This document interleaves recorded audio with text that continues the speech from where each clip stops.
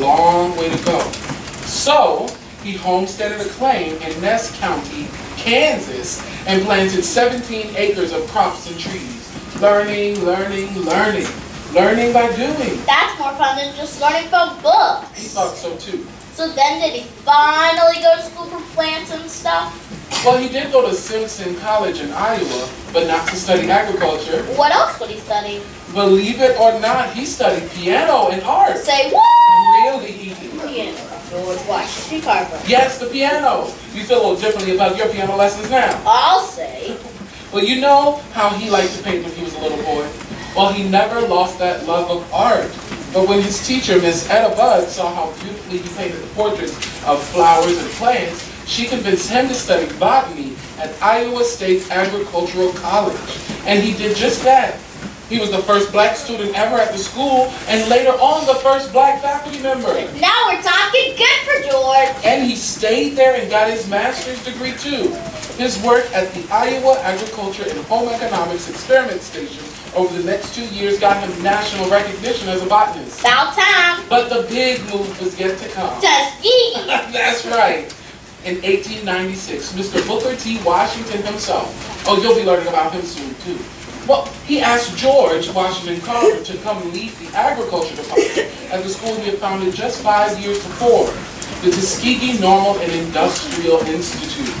Mr. Carver stayed there while the institute grew and became more and more famous. And he had lots of laboratory space where he could do all the work that he's so well known for today. So really, he went to school for his whole life, as a student or a teacher.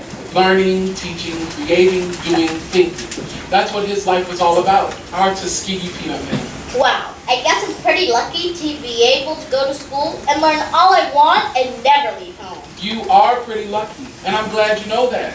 George Washington Carver made lots of things from plants like sweet potatoes, peanuts, and pecans. It's hard to name them all.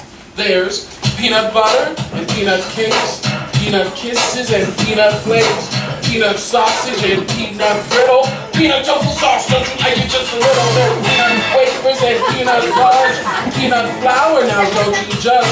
There's flour from wheat and flour from corn, but yummy peanut flour.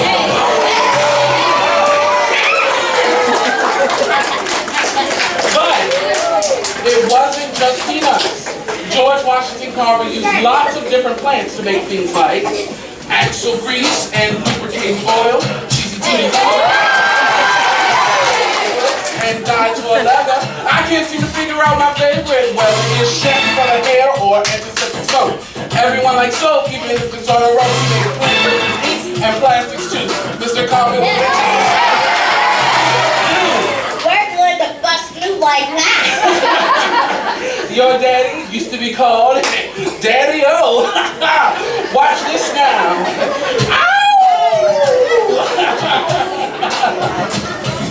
When I was a kid, I studied at my school. I wanted education because I ain't no fool. You want to know what's up, you gotta hit those books. Even if those other kids give you funny looks. George Washington Carver was so famous in the nation, but his favorite thing in all the world was getting medicine. So George. You rock, Daddy-O. You rock too, my girl. And so did George Washington Carver. I can't imagine that one man could invent all this stuff. He developed over 300 products from the peanut, 175 from the sweet potato, and 60 from pecans. He made paints and stains from soybeans, rope from cornstalk fiber, and synthetic marble from green wood shavings. And for all of those inventions, he only applied for 3 patents. He wasn't trying to make money off of the things he created. He said, God gave them to me. How can I sell them to someone else?